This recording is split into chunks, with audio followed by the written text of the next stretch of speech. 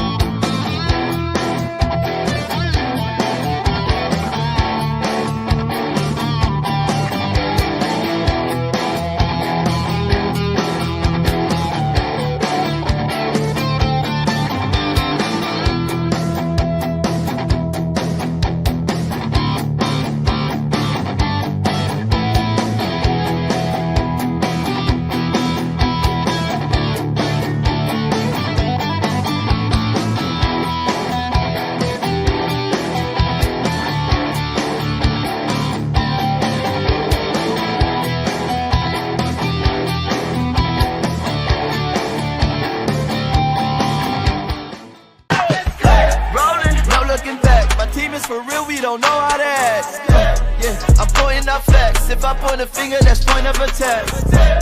He'll point who's next. Flag on the plate, now I'm causing them death. We bet on ourselves, so what you expect? A die-hard fan, never live with regret. Yes, sir. Go to my neck. Go to my neck. Burgundy flex.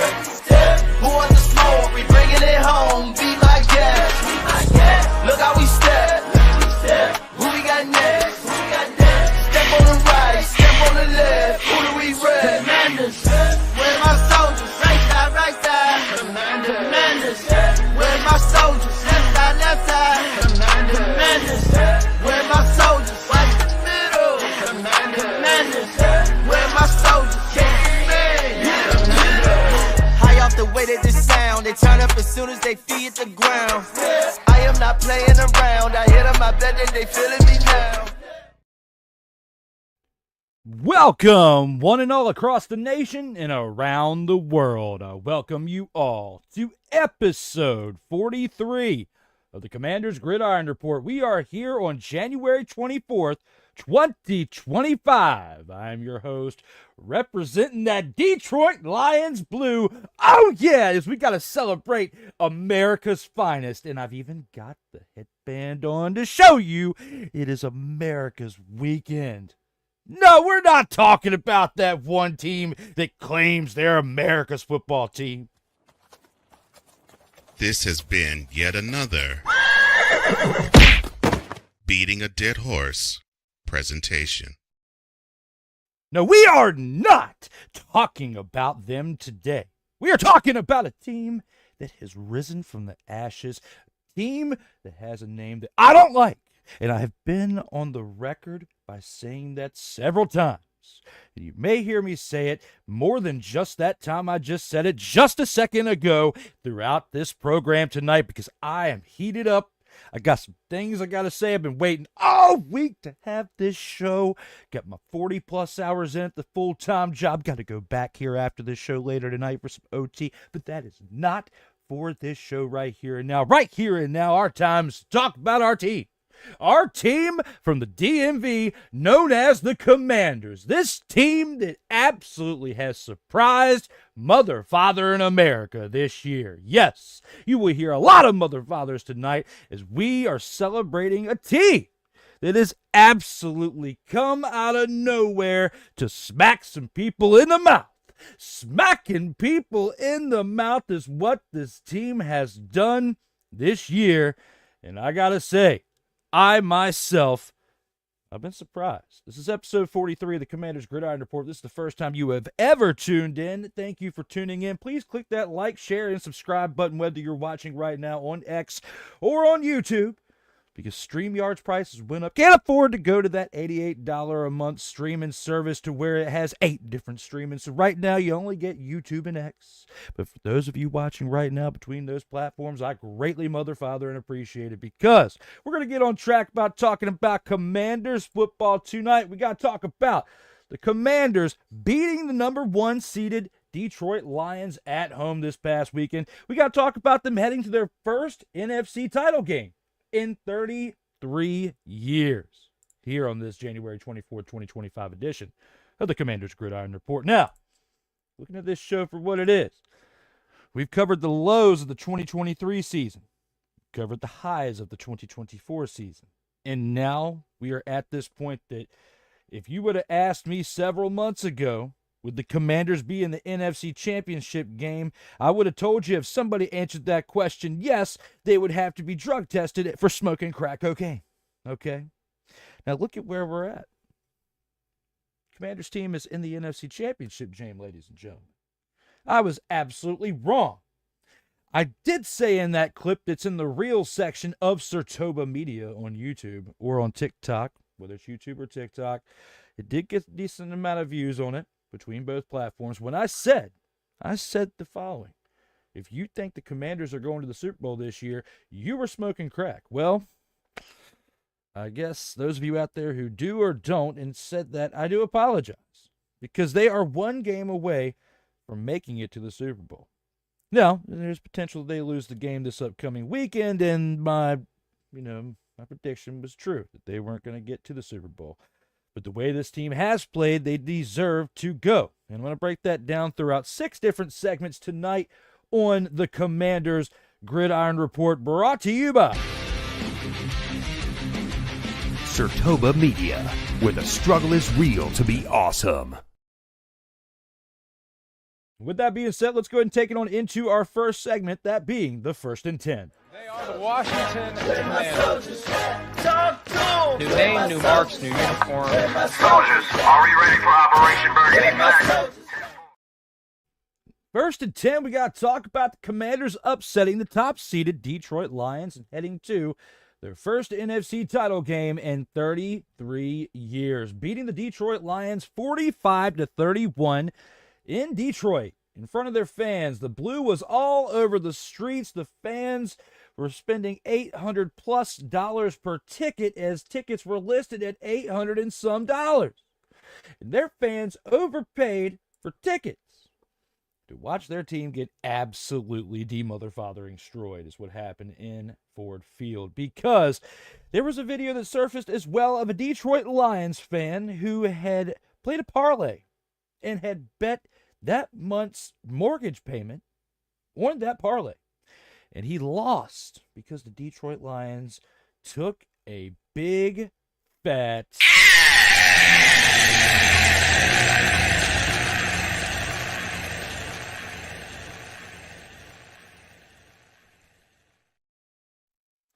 expletive I want to say the word, but expletive you not. Okay, that's the best way I can say it. All right. Now, looking at this for what it is, that guy absolutely sucks at this point. Now being Friday, and you're about to be moving out of your house here in about a week because you didn't make that February payment. Looking at it for what it is, it's not the fans' fault of the Commanders. That's not the Lions' fault. It's that one fan who made that one parlay. Makes him SOL.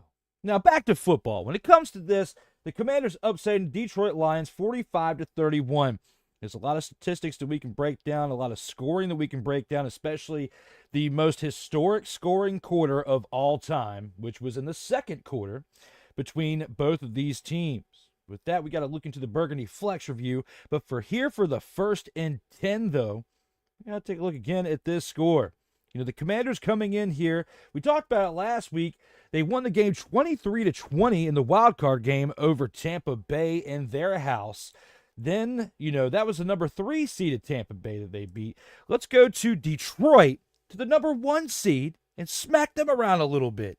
If the Commanders win this game, and we'll talk about this one for this upcoming weekend in the upcoming segment here shortly, but if the Commanders win against the Eagles, it'll be the first time in a very long time that somebody has beat the number 1, 2, and 3 seeds in the playoffs. And the only times that has ever happened, the team has won the Super Bowl when they have beat the 1, 2, and 3. It happened in 2005.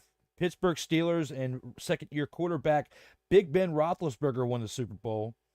And I believe it also happened in 2010 with the Green Bay Packers. Because I remember looking at something earlier today, And they had talked about that. I know for sure it was the Pittsburgh Steelers, and Big Ben Roethlisberger was the first team to beat the 1, 2, and 3 seed as the 6-seeded wild card team. And back then, there wasn't 7 teams like there is now. There was only 2 wild card teams in 4 divisions per conference, per NFC and AFC. And that was back in 2005. And I believe, again, if somebody was to fact check me and tell me here in the live chat box, tell me, I believe it was 2010, Green Bay Packers were the second team to beat the 1, 2, and 3 seeded NFC conference teams to do it.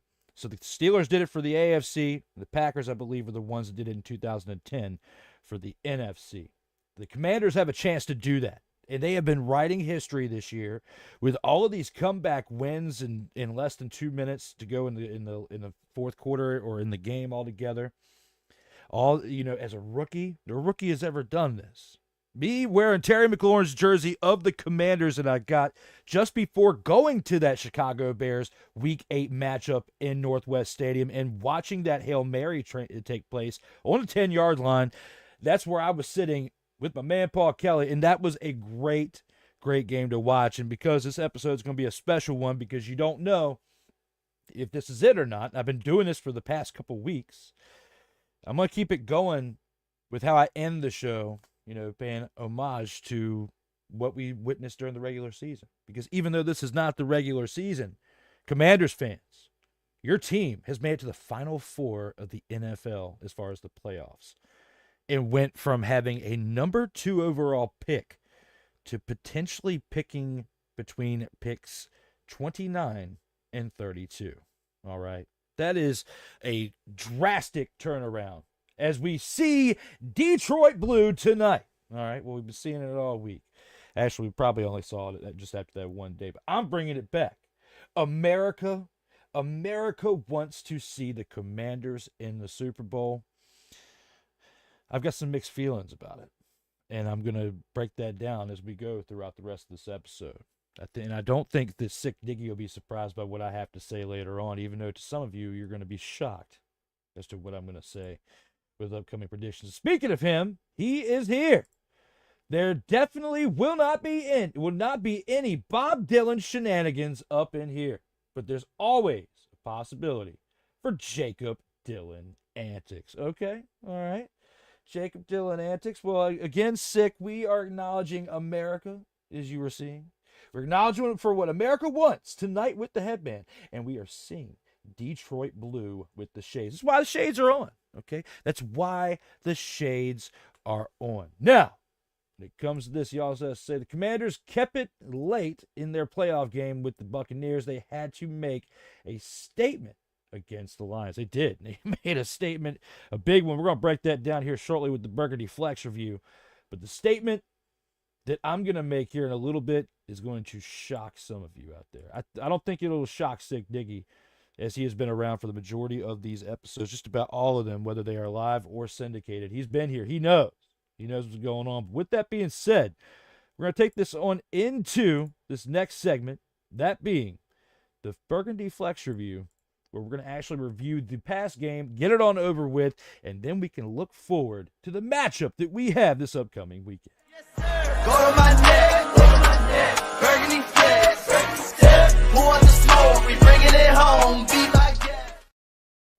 And here with the Burgundy Flex review, an in-depth look at the highlights from this last week's NFC Divisional Round matchup. It's good old JD at his house.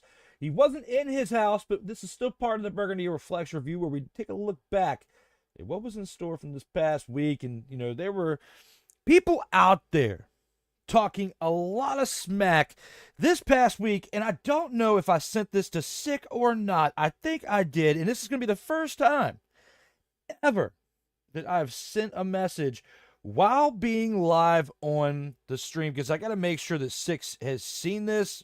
Oh, I did see it. I did send it to him. Okay, so he knows. All right, never mind. I don't have to send it. But I was on the phone during the live stream. That should be good enough for the people out here. When usually producing and performing in a show like this is tough enough in itself. Now back to the program with the shenanigery at its side. Sick Diggy, I sent you a picture this past Monday evening when I was at the full-time career establishment, okay? There's a Detroit Lions fan that had been talking smack to me all week, the previous week, saying that the Commanders were nothing, that they were nothing, that they were going to show up to Ford Field and they were going to lose 42-8.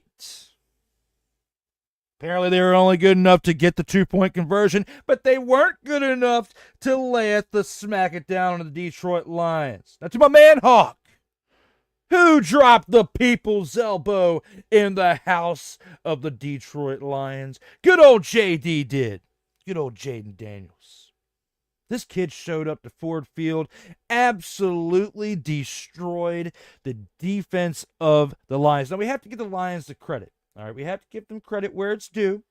The Lions have been beat up. They had like 18 different people within the injured reserves list over this past year, and even on into the playoffs. They're also missing their biggest piece on defense, that being Aiden Hutchinson. So when you don't have Aiden Hutchinson, you have a limited squad, but your offense is back because you brought back David Montgomery for this game after he had been banged up towards the end of the year. He comes into this game, you thought you had Sonic and Knuckles back. Now, he did put in a little bit of work, but the main person putting in the work on the ground was Jahmyr Gibbs, because himself only were the only ones that got over 100 yards on the ground in this game between both sides. Now, collectively as a team, the Commanders did a little bit better in certain aspects, because if you take away Jamison Williams, the wide receiver's one carry for 61 yards, which was kind of a fluke. It was a breakdown of the defense on the other side. The rest of this team wasn't really running the ball well outside of Jahmyr Gibbs, because he had 14 carries for 105 yards with 2 touchdowns in this game. So he averaged 7.5 yards per carry. And Dave Montgomery, coming back from the injury, came back a little too soon in my opinion. 7 carries for 28 yards. Was he a decoy? That was probably the plan, but it didn't really work out that well for the Detroit Lions, because Jared Goff goes out there and throws 40 passes, only completes 23 of them for a touchdown and 3 interceptions. Yes, 1 touchdown and 3 interceptions. He did complete 313 yards within his passes, but man, when you have Dave Montgomery throwing a pass, when you have Teddy Bridgewater coming in there, because good old Goff got his bell rung.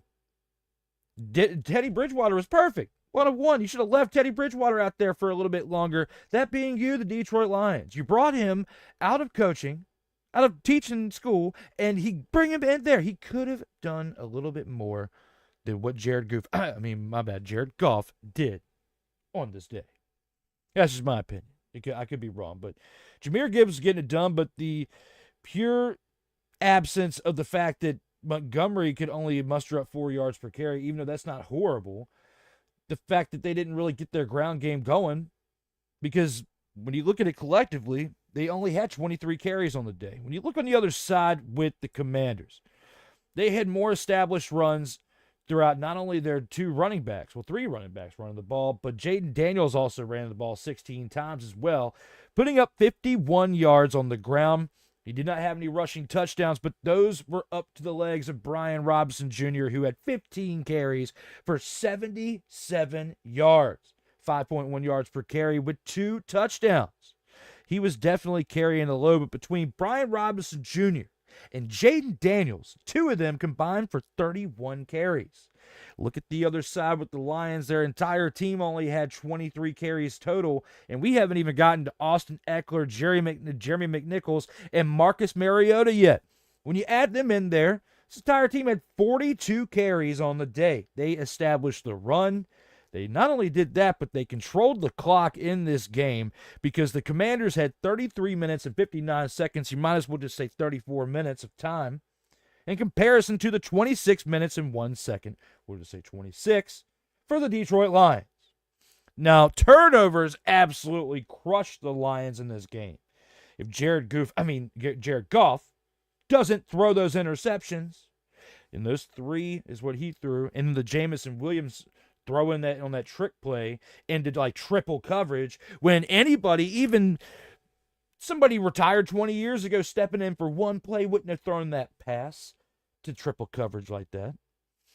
You add the Goff's fumble in there with his 4 total turnovers for the day and that 1 turnover by Jameson Williams. 5 mother-fathering turnovers on the day by the Detroit Lions. You can't win games that way.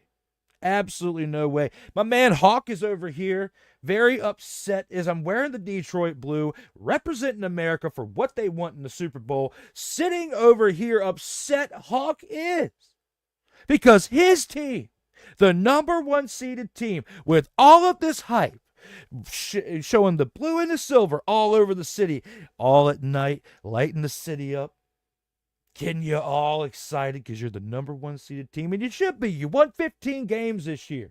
You should have won the game this past week, but you didn't, because we're sitting here today saying that the Commanders beat the number 1 seeded Detroit Lions, and you look at the 5 turnovers. You can't even really blame it on penalties because both teams had about the same amount of penalties.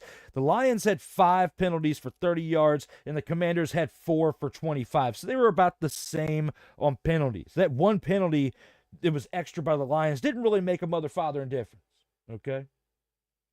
But you look at the punts. This was the first time the Commanders were forced to punt in the playoffs. This is the only time the Lions played in the playoffs because they had the first round bye. But they didn't punt at all during the Tampa Bay Buccaneers game. And they only punted here once. We're going to talk about more about my man Dante, who I see him in the chat. Shout out to him.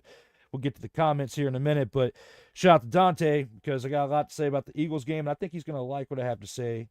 But I think some people are going to be shocked by what I have to say about this upcoming game as well. But talking about the past game, talking about my man Hawks, Detroit Lions. They should have won this game. As I sit here wearing the Detroit blue in the shades, and I sit here with America's headband on for what they want in the Super Bowl. They threw this game away. Ben Johnson, Aaron Glenn, what was your game plan? Because it didn't look all that well, especially for the offense for Jared Goff. But the turnovers, you got to give them at least credit for this. The Lions, with all those turnovers, still found a way to score 31 points, and that does concern me going into the matchup against the Philadelphia Eagles because the Eagles don't turn the ball over like the Lions can, and the Lions have had multiple games this year where they have had 5 turnovers in a game, and they have other games where they've had other turnovers that have been not as much as 5, but 3 turnovers in a game here or there. I mean, they've had their games. Jared Goff also proved this when he was with the LA Rams, to where you're going to have some really good games with him. But then you're going to have some really, really questionable calls that he's going to make in certain situations where he shouldn't be thrown into certain coverages on the other side of the defense. As I'm sitting here wearing for what America wants in the Super Bowl, and that is the Washington Commanders. But we're going to talk more about that throughout this show as I get hype. I'm going to give Dante what he really wanted on Monday. I really wanted to bring it Monday, and I brought certain parts of it, but I was still kind of mother-fathering asleep because Monday mornings are tough for me. I work nights, okay? That's why I'm alive right now at 7 o'clock, ready to tell you about the Commanders as I sit here drinking an unnamed energy drink because we are not sponsored at Sertoba Media to talk about them. But while you watch the Sertoba Media transition, I'm going to take a swill. Sertoba Media, where the struggle is real to be awesome. I said we were going to look at the highlights, and that tasted good. I'll tell you outside of the show what I was drinking because, again, we're not sponsored by it, but it is a very good, very live fitish drink that you can get in a gas station with the other energy drinks, but it doesn't have all that sodium and all that. We're going to kill your organs type of sugar all up inside that unit. Now, back to the Commanders and the program. I told you we were going to get to the Burgundy Flex review, and we have been getting into it. But the one thing I want to talk about is that second quarter scoring between the Lions and the Commanders in that pass game. What kind of expletive was going on with touchdown after touchdown after touchdown after touchdown? There was 6 touchdowns scored in this quarter. 4 of them by the Commanders, and 2 of them by the Lions. This was absolutely fun to watch. Coming off of a first quarter where the Commanders were losing 7-3, the Lions were up after the first quarter because they got the first score on the board with Jahmyr Gibbs getting that 1-yard touchdown run to make it 7-0. Zane Gonzalez adds a 47-yard field goal to make it 7-3. At the end of the first quarter, we have that for our score. Now with the second quarter, we're only a few minutes in. Brian Robinson Jr. gets a 2-yard run. Zane Gonzalez adds a kick to take the Commanders at their first lead of the game. It was 10-7 with 10:55 left in the first half. Next score was by Sam Laporta of the Lions. A 2-yard pass from Goff with Jake Bates' kick. It would make it 14-10. Sam Laporta would help the Lions achieve their lead for the second time of the day, as this would happen with 7 minutes and 44 seconds left on the clock. Terry McLaurin would then score on the next drive. This would be only a minute and 10 seconds after the Lions had just scored. He would score on a 58-yard pass from Jaden Daniels to go up 17-14, their second lead of the day and the fourth lead change since the beginning of the game. On the next possession, there would be an interception. Jared Goff would throw another interception, but this time it would be for a pick six. Quan Martin would take it 40 yards for an interception return.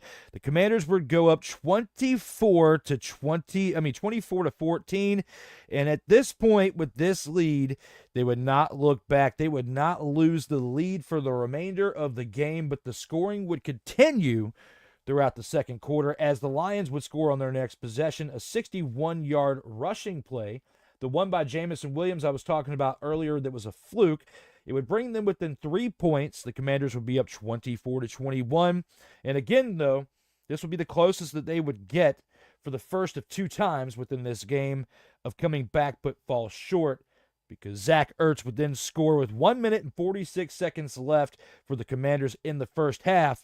On a 5-yard pass by Jaden Daniels, they would regain their 10-point lead and be up 31-21 with 1 minute 46 seconds left in the first half. On the next drive, Goff would throw another interception, and at this point, the Commanders would just take a knee as they would intercept this pass just as the Detroit Lions were making a run up the field and were within the red zone.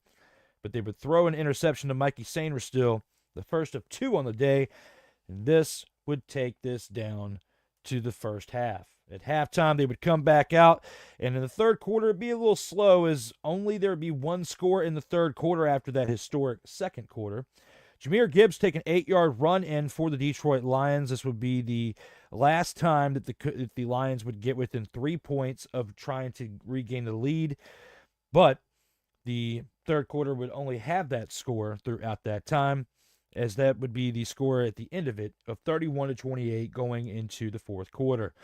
The Commanders would then run away with it, as just after the fourth quarter had kicked off with 13 minutes and 29 seconds left, Brian Robinson Jr. takes a 1-yard rush into the end zone to regain the 10-point lead of 38-28, and that would be our score going into the next drive when Goff would then turn the ball over once more. Then the Commanders' offense would take advantage of that with another rushing touchdown, this time by Jeremy McNichols, a 1-yard run.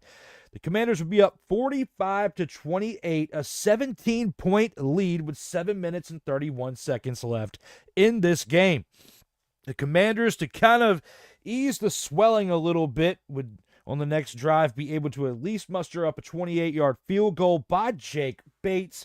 This would make it the 14-point game that we would see as our final score of 45-31 by the end of this matchup in Detroit. And I tell you what, when you look at total yards, the Lions had their way on the defense of the Commanders as far as they were putting up the yards, but they had the turnovers that were forced by the Commanders that really, really set it apart. You can have all the stats in the world, but if you don't force the turnovers or let alone control the clock, controlling the clock is big in taking advantage of your opportunities on your drives. Not punting the ball away throughout the playoffs until only once in this game makes a big difference. Not turning the ball over, because Jaden Daniels has not turned the ball over in the entirety of this playoffs, has definitely been that dude out there for this Commanders team. When you look at what he has done, when you look at what the defense has done and stepped up, only giving up 31 points to this Lions team. I mean, people have been talking about it this week, and I'll talk about it right now.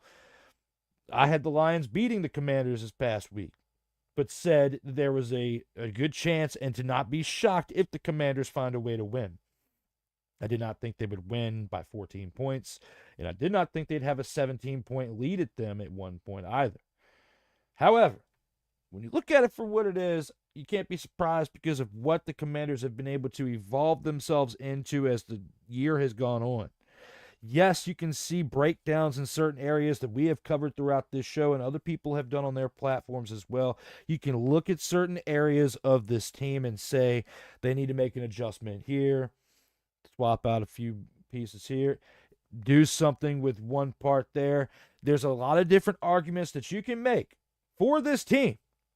But somehow, some way, they've been finding ways to win. And when you go up against the number one team, regardless of how beat up they are, their offense still is pretty much there. Their defense is depleted, yes, which is why you scored 45 points on them. But your offense to still hold that offense to 31 points, I think that's a big, big statement by the Washington defense.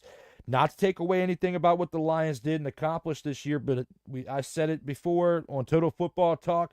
I even said it a little bit last week. When you take a week off, sometimes it's good for you if you do need to rest up, but sometimes it's bad because you got to keep that body moving until the season's up, because you take too much time off, an extra day here, an extra day there, something can callous up. You might not have the type of mobility that you had, and it can make a difference on just one play that you give up for a touchdown. So for this review, looking at the scoring, looking at the statistics, passing yards, rushing yards, yards per play, all of that, statistically, most of the time those teams win. And the Commanders were served up when it came to that, but they had the time of possession. They also converted more fourth downs, one more fourth down than the Lions, but they had 4 total opportunities, 3 out of 4. Altogether, you have to take your hat off to the entire Washington team. Their offense, the way the plays were called by Cliff Kingsbury, the way Jaden Daniels has been executing the plays, but the way they have found to a way to work with one another throughout this season. The VR stuff, too, has been helping JD out big time. He's been talking about it.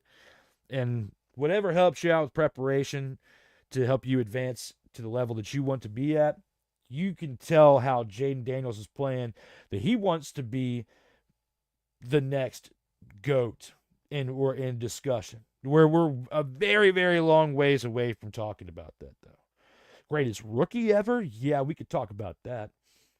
But definitely, you can't talk about him as GOAT for a very, very long time, because there's somebody else playing in Kansas City right now who's challenging Thomas Edward Patrick Brady II to be the greatest of all time when it comes to be quarterback. And he still has a long career ahead of him. So there's still a long ways to go. But for Washington and the fans of this team, you have to be excited, because looking back at the review of this game between the Lions, Jared Goff and all those turnovers cost them. They had a decent running attack. Amon-Ra St. Brown had 8 receptions for 137 yards. They were still getting production. And Jahmyr Gibbs also added 70 receiving yards, too. I forgot to put that in there. But Sam Laporta, all of them, they made an impact here. But their defense was just so depleted. They didn't have the help that they needed. And, Jake Bates made his only field goal attempt. But he himself as well, you can't kick your way through this game when JD and this Washington Commanders team is absolutely slaughtering you. You just can't do it. So looking at it for what it is, the Lions now have to figure things out, because this week since this game, They lost their offensive coordinator, Ben Johnson, as he went to the Chicago Bears. And their defensive coordinator, Aaron Glenn, left and went to the New York Jets, both of them taking head coaching positions. It was also announced today that Pete Carroll is going to Las Vegas to be the Raiders head coach. So a lot of moves happening. And it makes it still questionable on if Primetime is going to join Gerald in Dallas. I think he's feeling this way. Ain't nobody care. Who cares? Ain't nobody care. And I don't think he really cares. He ain't going. He's not going on over there because he knows that it would be an absolute. That's how I'm feeling about it. He would take a lot of these playing the Commanders.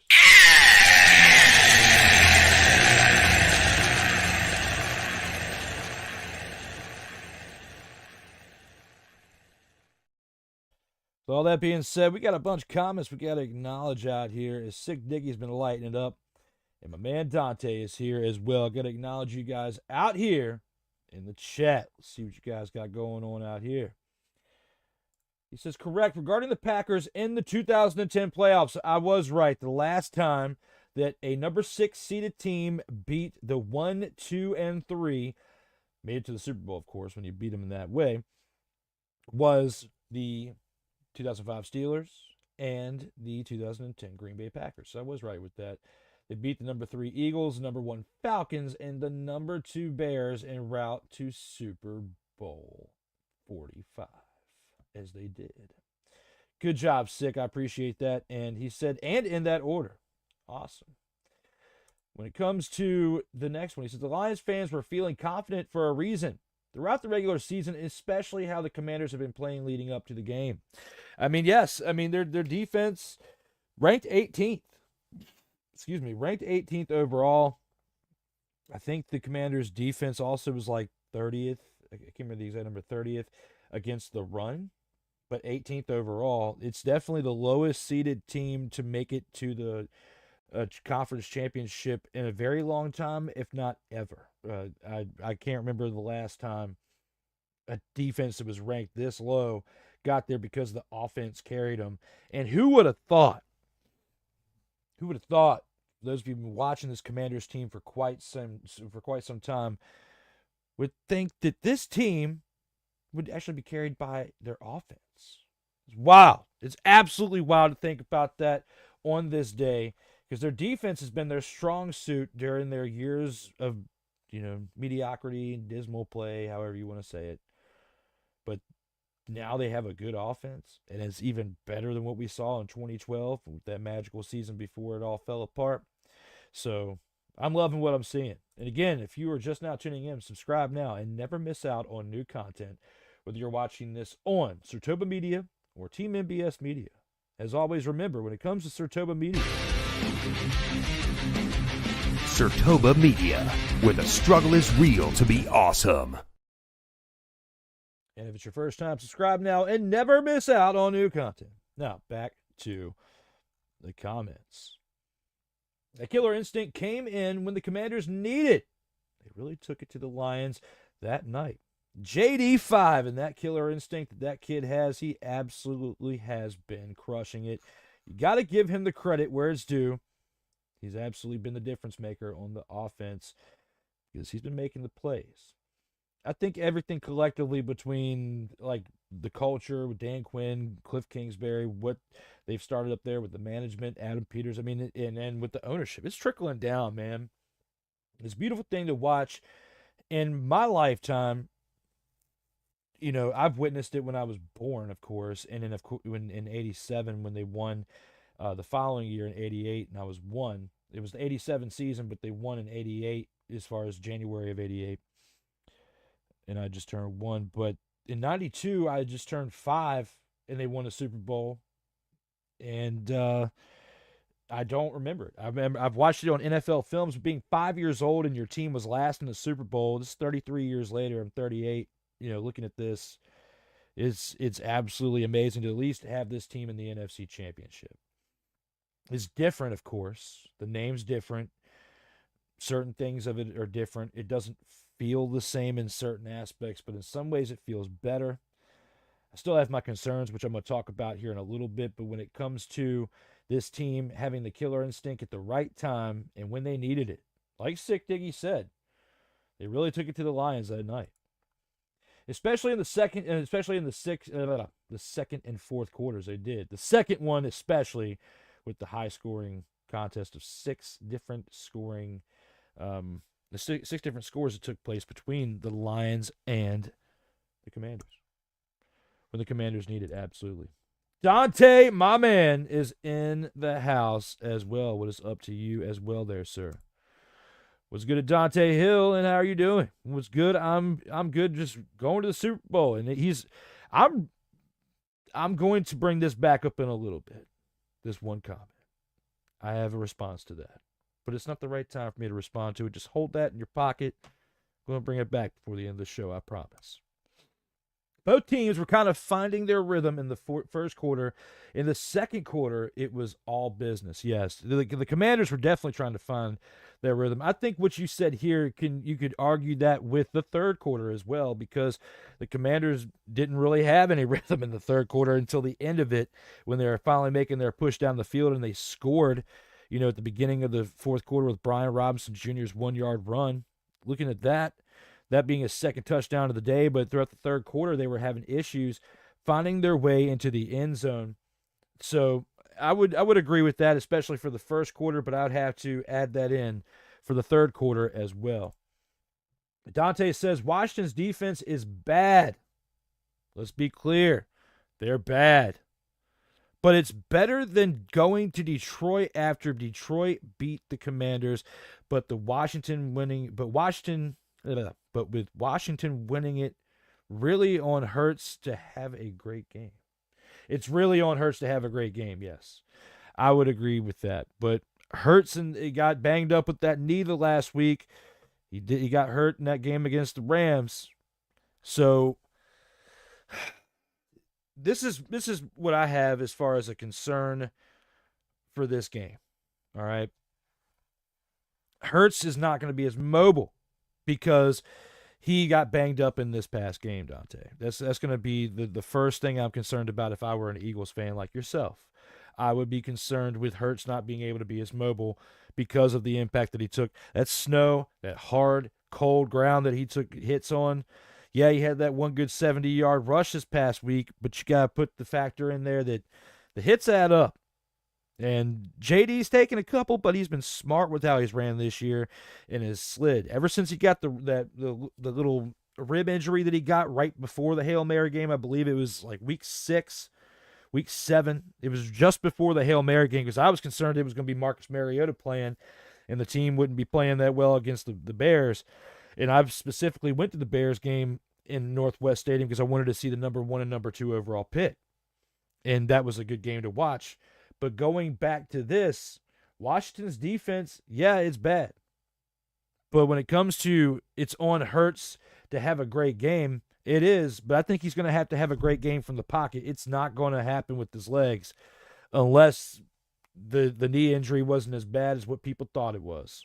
So that would be the one thing I would be concerned about if I were you. If Jalen Hurts is forced to play pocket as a pocket QB this week, you're not going to beat JD. JD will win this game. If he can make some moves with his legs and extend plays to get first downs or get you closer to first downs, I think that the Eagles can beat the Commanders.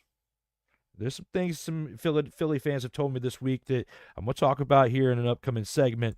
But you guys are going to have to keep rolling in with these comments because I got a lot more to say throughout this program. We still have a lot more to talk about and possibly more, depending on what you tell me out here in the comments.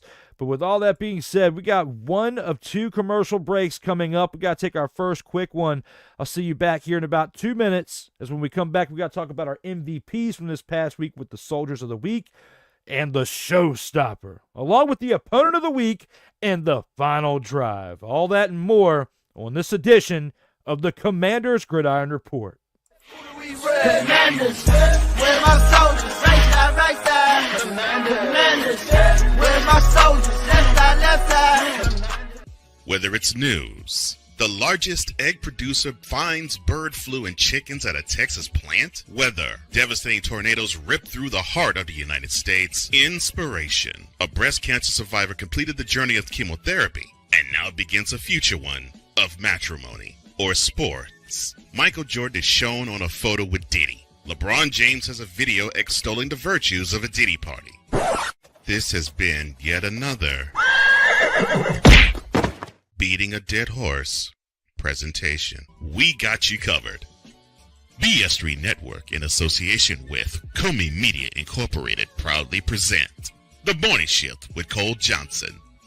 Live every weekday at 8 a.m. Eastern, 7 a.m. Central.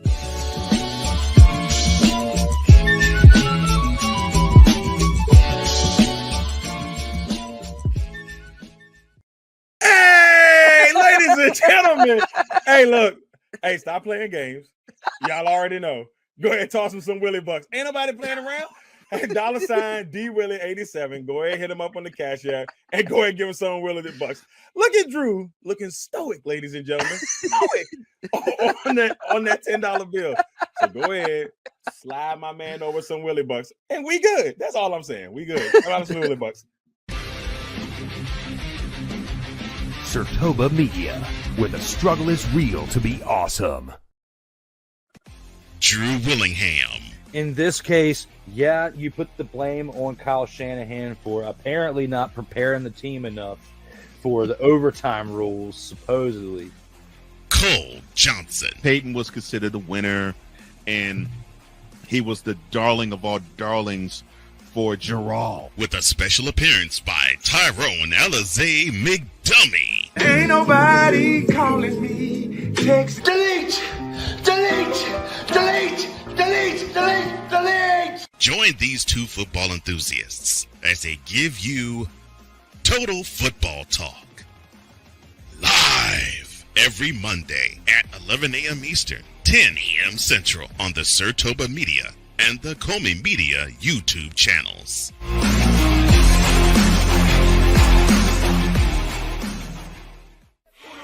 Commanders, where's my soldiers? Right side, right side. Commanders, where's my soldiers? Left side, left side. Welcome back to the Commanders Gridiron Report, episode 43, January 24th, 2025, as we are back to talk about the Commanders upsetting the top-seeded Detroit Lions and heading to the first NFC title game in 33 years, brought to you by Sertoba Media, where the struggle is real to be awesome. We are live and back to discuss that and a whole lot more, because we got a couple comments that we had during the commercial break. Well, you know what? I'll actually save that for a little bit. I'm going to wait till Dante comes back sick, because he had to step out for a minute, and I just had talked to him during the commercial break. I sent him a message real quick. So with that being said, I'm optimistic he'll come back, because I want him to be a part of that with the live comments and yourself. For those of you watching this on X, formerly known as Twitter, you can also comment in the live chat box, and I can bring those comments to life, just like we did with Dante's and Six on YouTube. And those of you watching on Team MBS Media as well, bring those comments to life. We can do that for you. Brought to you by Sertoba Media, where the struggle is real to be awesome. That being said, let's go ahead and take it into our Soldiers of the Week segment, where we discuss who our MVPs from this past week's contest were. Where's my soldiers? Right side, right side. Commanders, where's my soldiers? Left side, left side. And here with the Soldiers of the Week, we got to acknowledge the standouts from the NFC Divisional Round Game. And with this one, I've got two different selections for this week for the same team. It'll be the first time, I believe, in the history of this show I've selected this many standouts from the past week. And we're going to actually do it by defense and offense, because the defense stepped up. Mikey Stainer still got 3 tackles on the day with 1 assist and 2 interceptions. looking at that for what it was an absolute big day for good old Mikey Sainristil. Now, I think I have a typo there when it comes to the amount of interceptions because they only had 4 that they hauled in. Yes, because good old Quan Martin only had 1 interception on the day, but he had 2 tackles with 1 assist and 1 interception. Jeremy Chin, the big contributor, 7 tackles on the day with 5 interceptions and 1 interception, 5 assists and 1 interception. My apologies. 7 tackles, 5 assists, and 1 interception for Jeremy Quinn. Absolutely huge leadership by the former Carolina Panther, who's now playing with the Commanders and helping lead this defense, along with these other 2 players like Mikey Sainristil, the rookie himself, as well as Quan Martin coming on in here and doing what they're doing. They are my defensive soldiers of the week. For the offense, the same players from last week, except for this week. Different statistics, of course. De'Ami Brown put up 6 receptions for 98 receiving yards, helping move the chains and set up big scores for this team. He did not have any receiving touchdowns on the day, but his presence alone helped make a difference for this team known as the Washington Commanders. On the other side of him, Terry McLaurin, 4 receptions, 87 receiving yards, and 1 receiving touchdown. He is my other selection and the number 1 receiver for this team, the number 1 captain for this team as far as the receivers go. I got to give it to good old Terry McLaurin. He is my selection, number 17, 4 receptions, 87 yards, and a touchdown.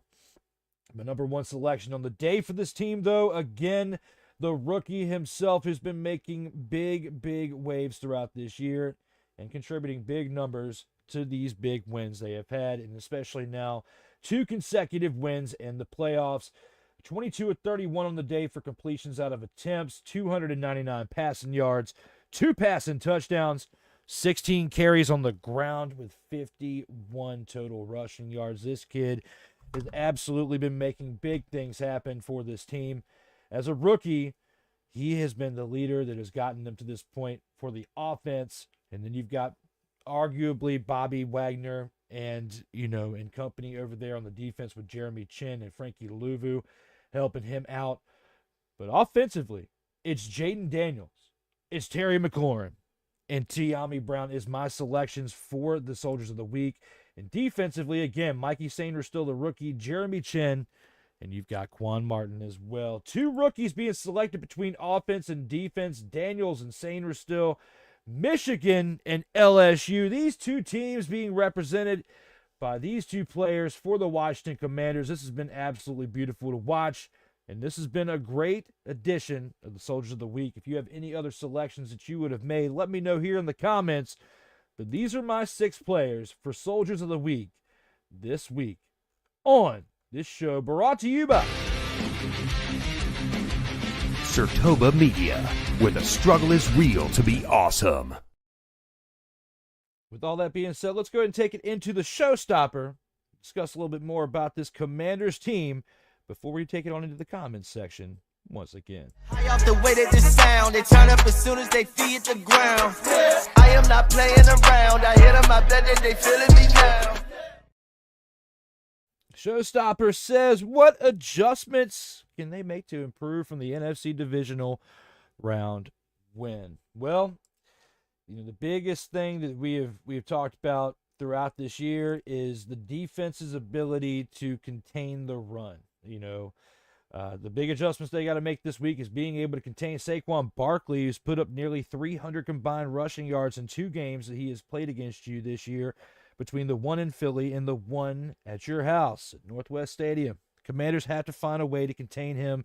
And I heard somebody say earlier, it might have been Dan Orlovsky when I was watching something in a YouTube clip. I believe he said, you got to contain Saquon Barkley to 125 yards or less in order to have a chance. And that's a big statement. And when you're talking about containing a running back to only 125 yards, it's absolutely wild to even think about that. But here and now, when it comes to this team, the Commanders, they have to be able to contain the run. I think you got to be able to contain Saquon to less than 100 yards to truly have a hope of winning this game. And even though you won the last matchup, you did it when you faced a backup quarterback. You weren't facing Jalen Hurts. Now Jalen Hurts is banged up, and he got banged up early in that contest against you for the second time around. You know, it's tough to say that if Jalen Hurts isn't in there, the Eagles don't have a shot, but they might not even have a chance with him in there because of how banged up he is at this point. So when I look at the adjustments this team can make, they've got to be able to contain the run over there, and they've got to be able to put pressure on Jalen Hurts and force a turnover or two. If Jalen Hurts doesn't have a turnover, the Commanders team is in trouble. If we're talking about no turnovers for Jalen Hurts next week, you have to be able to force him into turnovers. You have to be able to contain the run. And Saquon Barkley, I think you got to contain him to less than 125 yards, what they were talking about earlier. You need to contain him to 100 yards or less if you want to have a chance to win. Because, yes, you can have a shootout with them, but Saquon just needs one carry and he's gone. I mean, he has been absolutely terrorizing teams this year. So has Derrick Henry. But Derrick Henry is no longer here, and we've been able to see in the past, just because you have a top dog, a number one leading rusher, it does not mean that they are going to run you all the way to the playoff, to the championship. They're going to run you all the way to a Super Bowl championship. So, looking at it for what it is, what the Commanders need to do, they need to be able to step up their running attack as far as how they protect their team. Because the Commanders themselves, 40-some carries last week, that's definitely great for the offense. Offensively, I wouldn't make any suggestions because they've got that down pat. Offensively, the Commanders know what they're doing.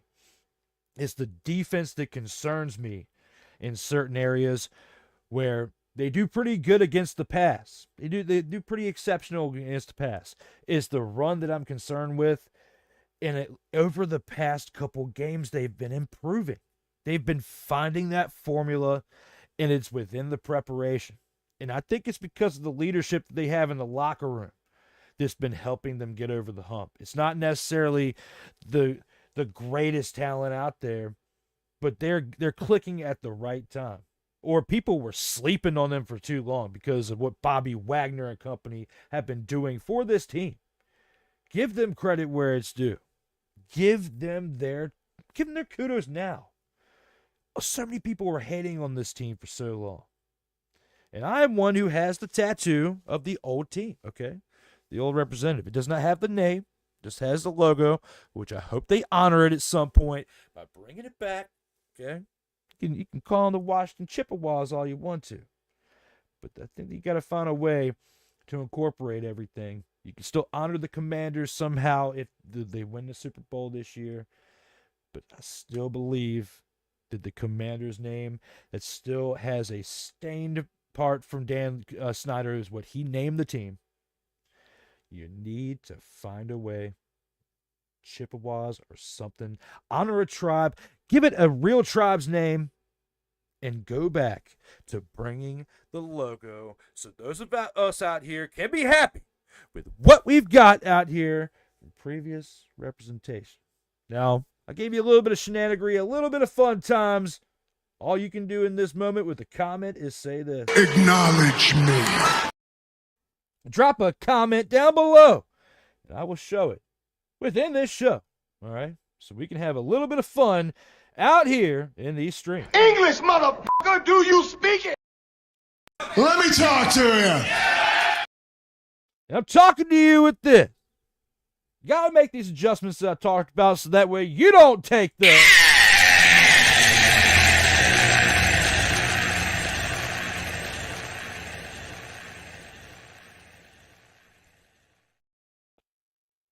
This is how I feel.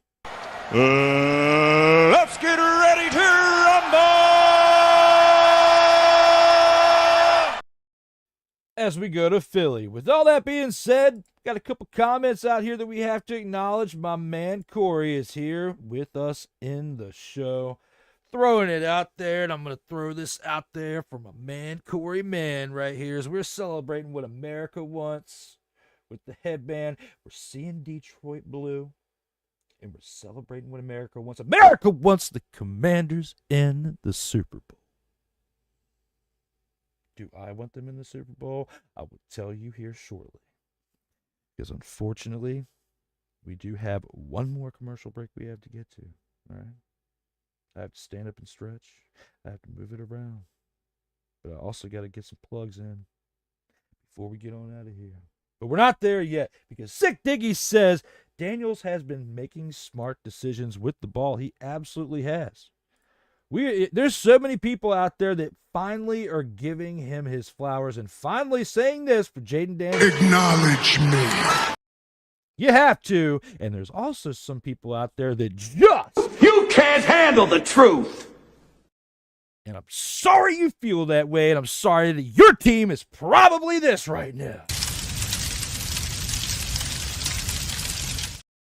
And if you say that about my team ever again, or at least concurrently. Hell to the no, to the no, no, no, no. Hell no, no, to the no, no.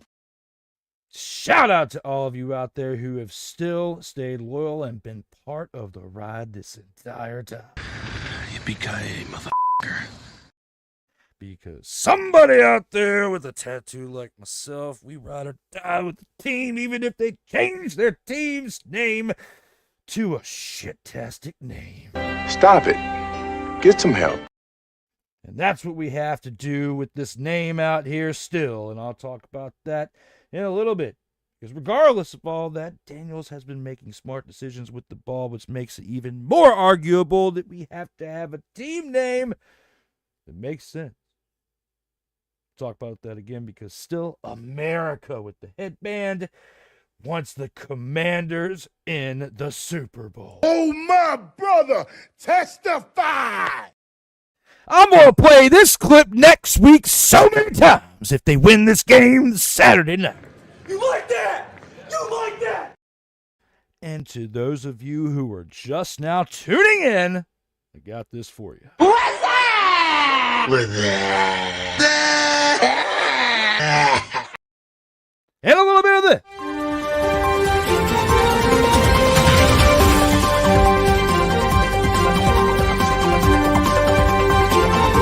Oh, yeah. It's that time. Breaking news. The breaking news is because the Commanders have made it to the NFC Championship Game. We have shenanigery for you at its finest tonight. With that being said, I'm giving you the fun times with this show. Because you know. You like that? You like that? The Commanders are in the mother-fathering NFC Championship Game. I can't believe this. 43 episodes of this show. When I first started this show, this team absolutely sucked. And now America wants this team in the Super Bowl. What in the father is happening with America? A year ago, this country was upside mother, father, and down. Because America was under the leadership of someone who should be cared for by nurses in a home. Okay. And now, America has shifted.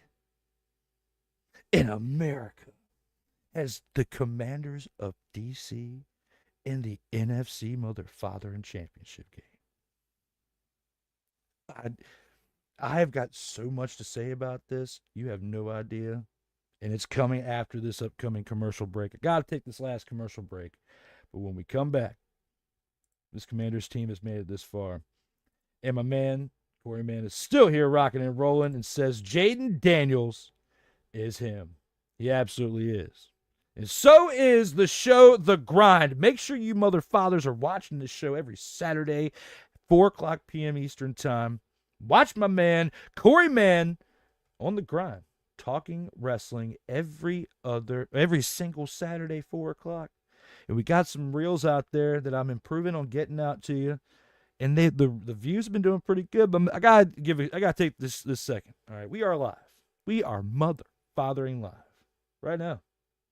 Gotta take this time to give a shout out to my man Corey Man again. He's got over a dozen episodes. Been doing this for a few months, every single week, dropping a hit.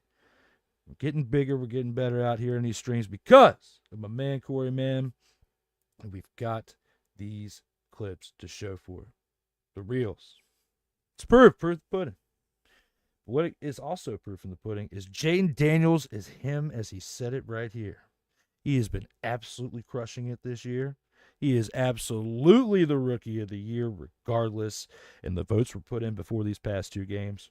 He's been doing it each and every week. This has been fun to watch. Do have some concerns, and we're going to talk about it after this upcoming commercial break. But with the adjustments, again, we talked about it. They got to contain the run. They got to contain Saquon Barkley, okay? And not this 125 yards mess. I'm saying 100 or less.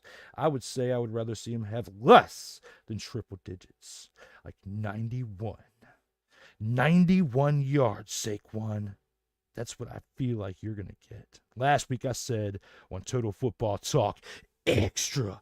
And on the Commanders Gridiron Report, no extra. But episode 42, I said, I feel like 35-31 is a very realistic prediction. And they won. The Detroit Lions only scored 31 points. And the Commanders did have a 5 at the end of it. But they had 10 plus more points. And it was a 45, not a 35. Guess what? I was correct for the most part. As I whisper to you right now, I don't have to whisper, but I can't whisper because I have the power, because we are live. I've never whispered to anybody that we are live before, but I'm whispering it to you right now. As we are live, and I've never done that either. Coming back on in from a whisper into it live, I just thought it was fitting because of the fun America is having with the Commanders being voted for as the team they want to see in the Super Bowl. The Bills and the Commanders, formerly known as the Redskins in the Super Bowl.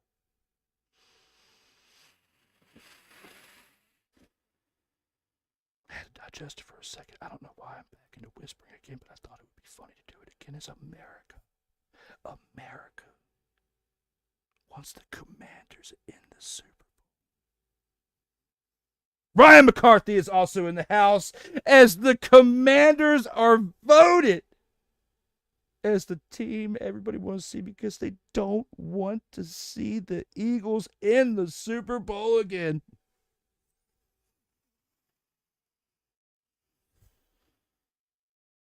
I'm still grasping this.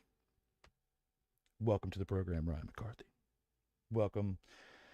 As Ryan also says, what's up to me? And I appreciate you all being out here. Sick Diggy's even throwing this to my man Corey Mann out here. This is great. Everybody's having a great time. As I was whispering all of this, it feels like a church sermon. America. That's why I wore the headband today. America. I'm baffled. At the same time, I'm enjoying it. And I just hope you guys are enjoying this content because I would not have thought that on January 24th, just a few weeks after my most recent day of birth celebration, okay. Please, somebody let me know in the comments when I whisper if you could hear me, if it sounds funny. I'm interested to see. I've never done that before.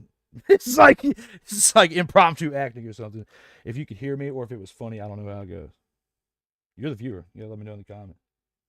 If it's funny for you, let me know. This is great for me. It's entertaining. All right, but right here and now, Corey says no extra. So at least I got him with that. He says, I get here just as Drew is doing his wrestling promo on behalf of the commies. Yes, I did do what I believe was a great promo, or people who don't watch wrestling were probably thinking to themselves, Stop it. Get some help.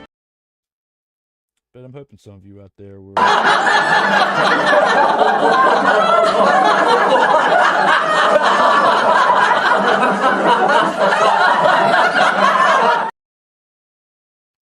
Yeah, I might need to cut like 5 seconds out of that. That might have been a bit too long. My apologies.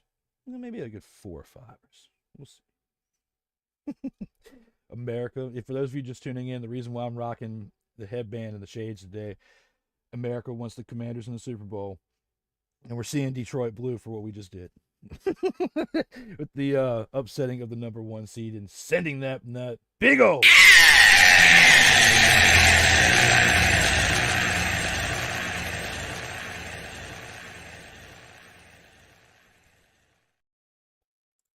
Drew out here with the Lex Luger armband on his head.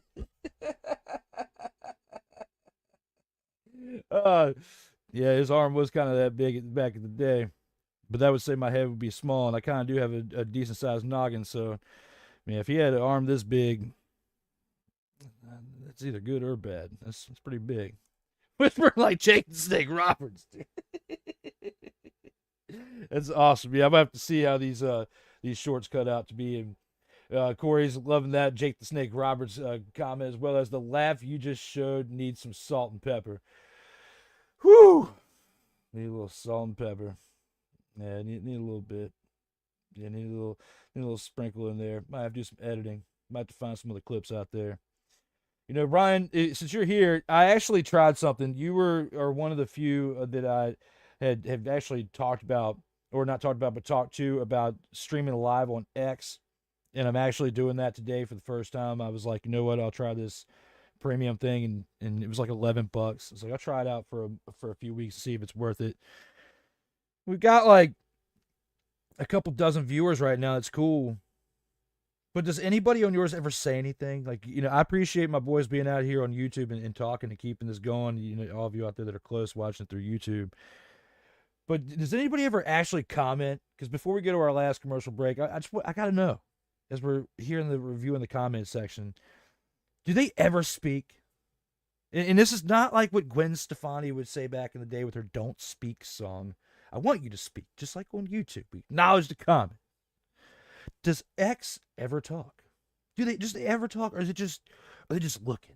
Do they just take off their sunglasses and just look at them like Ed Bassmaster? Psh, all sorts of stuff. Just look at them. Because that's what's happening right now. Because I don't see any mother-fathering comments, but I see like 24 of you mother-fathering watching in this current stream. Are you going to talk? Like, do I have to start whispering like Jake the Snake Roberts again to get you to understand that you can say something out here in the chat as I go into a again with America on my head?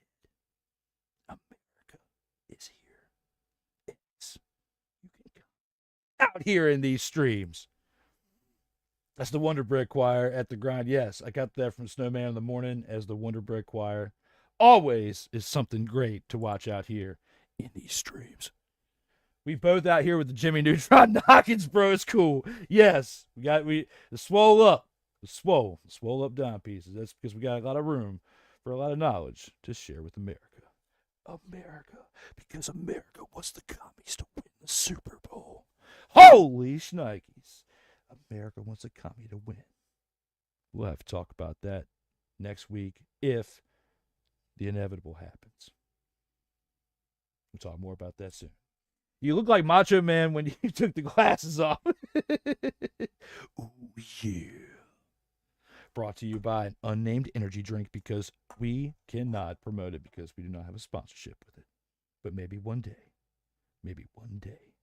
Ooh, yeah. Now, when it comes to subscribing and getting to that point, we need your help to get those numbers up to where we can ever get that type of sponsorship. Subscribe now, never miss out on new content here for SHOWSTOPPER Media. The struggle is real to be mother-fathering awesome out here in these streams. When it comes to that and more, thank you as always for tuning in between Brian McCarthy, between Corey Mann, and Sick Diggy. We still got more to talk about. We still got to preview the upcoming matchup with the Eagles, with the opponent of the week segment, and the final drive. But again, we do have to take our last commercial break. I will see you back here in 2 minutes and 14 seconds. Commanders, where my soldiers, right side. Commanders, where my soldiers, left side. Everything Boston. I love you morons. New Kids on the Block, New Edition. Dear whatever the law firm is. Sincerely, the U.S. Supreme Court. Ben Affleck, Matt Damon. Go yourself again, Jason Whitlock.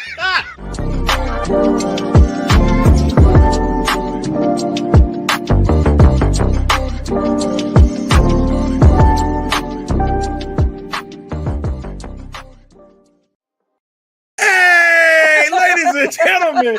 Hey, look. Hey, stop playing games. Y'all already know. Go ahead and toss him some Willie Bucks. Ain't nobody playing around.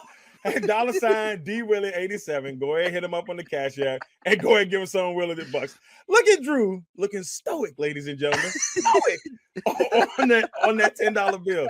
So go ahead, slide my man over some Willie bucks, and we good. That's all I'm saying. We good. How about some Willie bucks?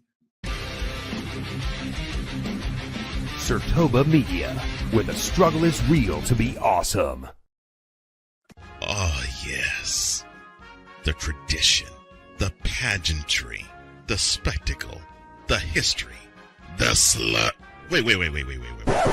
I gotta rep my brother's stuff right. All my DMV soldiers, stand up! And welcome to the Commanders Gridiron Report. If you want your Commanders to be repped right, well, D. Willie is your man. Commanders Gridiron Report. Every Tuesday at 1:05 p.m. Eastern, 12:05 a.m. Central on the Sertoba Media YouTube channel. Music by J.KUL. Where my soldiers, right side, Commanders. Where my soldiers, left side, Commanders.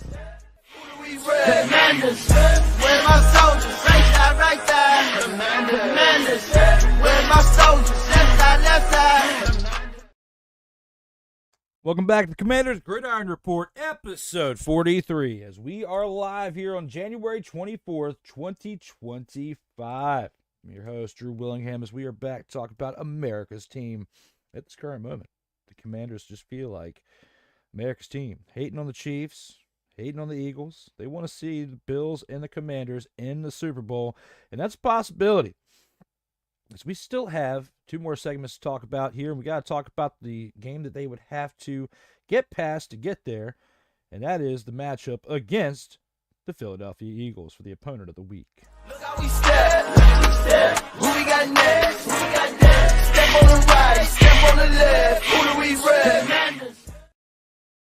And here for the opponent of the week, the Commanders travel to Philadelphia to take on the Eagles, who were 16-3 if you combine their two wins that they have in the playoffs.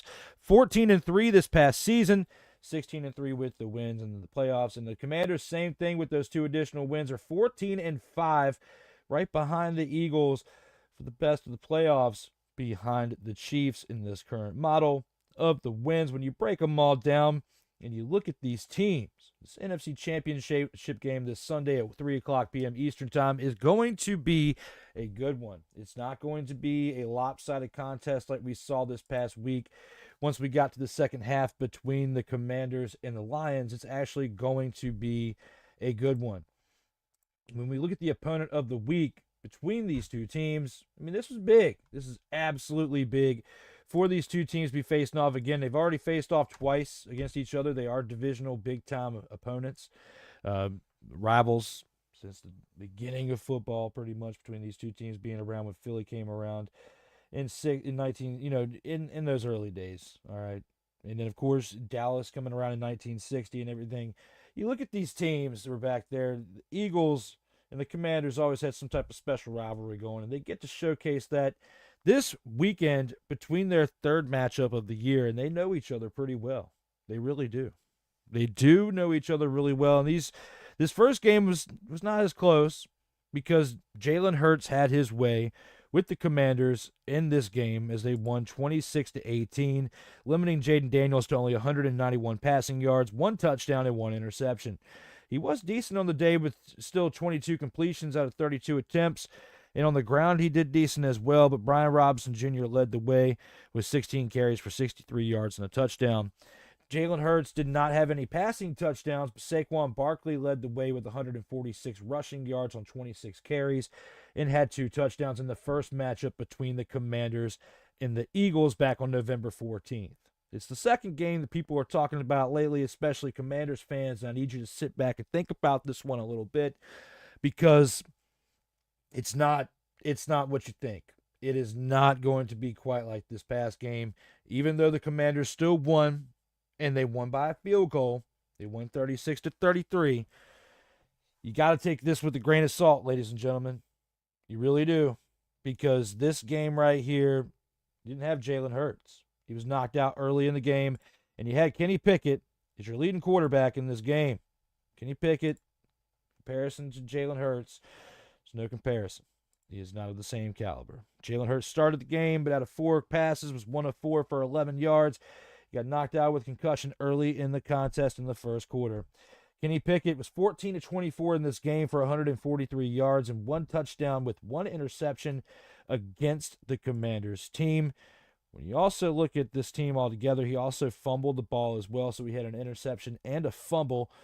Even though the Eagles controlled the clock, 36 minutes and 18 seconds in comparison to the Commanders' 23 minutes and 42 seconds, they were unable to win the game because of the last-minute field goal by Zane Gonzalez to give this team the win. Now, looking at that in comparison to the win they had earlier, 26 to 18 on November 14th, the Eagles did the same thing. They controlled the clock by about 7 minutes of a difference from what the Commanders had. I think the story of this upcoming game this Sunday is going to be who controls the clock better than who.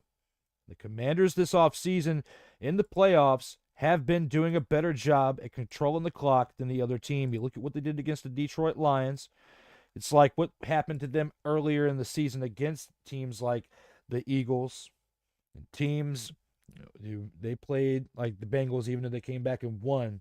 They've learned that you got to be able to control that clock if you want to have a chance of really winning this game, because against the Lions last week, again, they had nearly 34 minutes of controlled time over the Lions' 26. So they beat them there with the controlled time. You look at how they did against the Buccaneers. It's same comparison.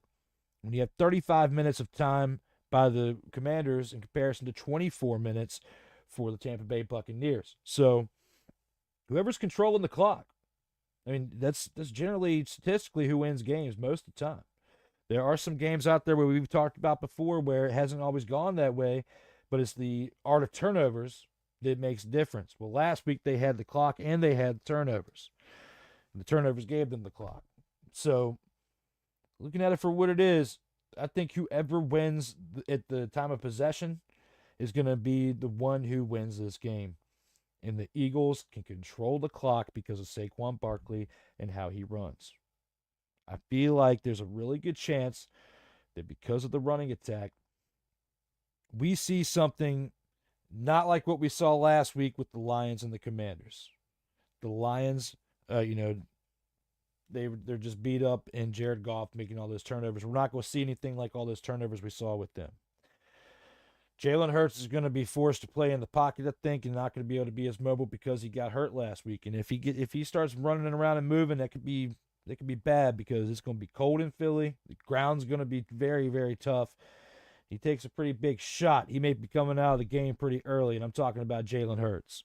So with my predictions for this upcoming game, when we look at this segment right here for the opponent of the week, we've got to look at these two teams, and we got to say seriously, is this going to be the situation for the Eagles?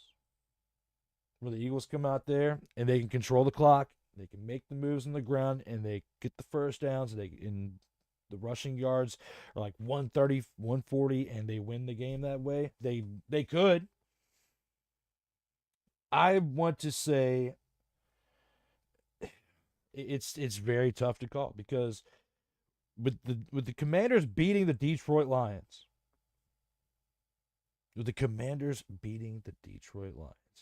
it makes anything possible at this point.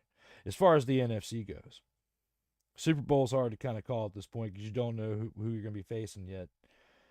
But I feel like if the Commanders control the clock, they can go into Philly and do what they just did in Detroit. They can do what they did the previous week with Tampa Bay. They can do with what they did in other games, like when they played the Saints in December in New Orleans, like when they played in Jerry World on January 5th, like when they went to Cincinnati and beat them in their house, like when they went to New York and beat the Giants that way. Like when they went to Arizona and beat them in their house. I mean, these are all teams that the Commanders went to their house and beat. It's possible. It is very tough for me to call this. I'm still at this point, even with thinking about it all week and coming to this show, it's a very, very tough call for me to make. If it snows, which it's not projected to snow, but if for some reason some storm comes out of nowhere and this ground is frozen, and it's kind of like with what happened last week, I think the Eagles are guaranteed to win because they know how to play in those conditions consistently. Because they are just part of that weather and everything. That team is built for the weather conditions like that. With regular conditions, for just a regular cold winter day, I mean, JD can do things indoors, and he can do some things in a decent environment like in Florida. But this is going to be another test for him. If he can go in frigid conditions, I'm even as we're live right now, let's see what Philadelphia's weather is.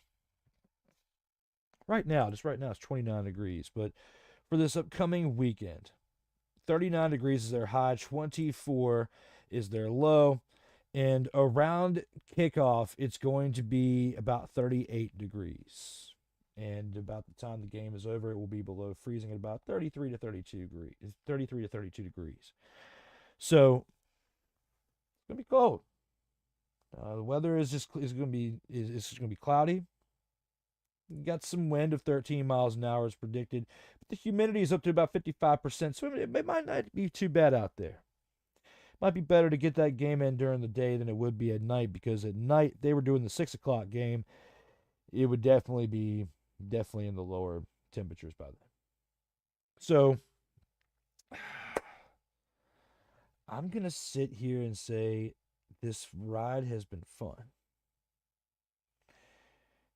But if you are a fan of the Commanders and you want the name to ever change, I don't want to sit here and say I'm hoping for a loss, because I still want a good game. And I would love to see a win. But I also want to be realistic against a team like the Philadelphia Eagles, who were number 1 in the division, who were up there as far as teams, not only the NFC, but for the NFL this entire year, and who have been making a statement to make a comeback to the Super Bowl, and especially for an opportunity to see the Chiefs again and beat them. I think the Eagles take this game in Philadelphia. And JD, at the same time, I want to sit here and say he's going to win.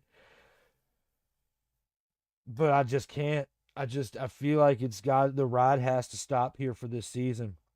They need more help. And even though they did what they did against the Detroit Lions last week, they are missing 18 players throughout this season on defense.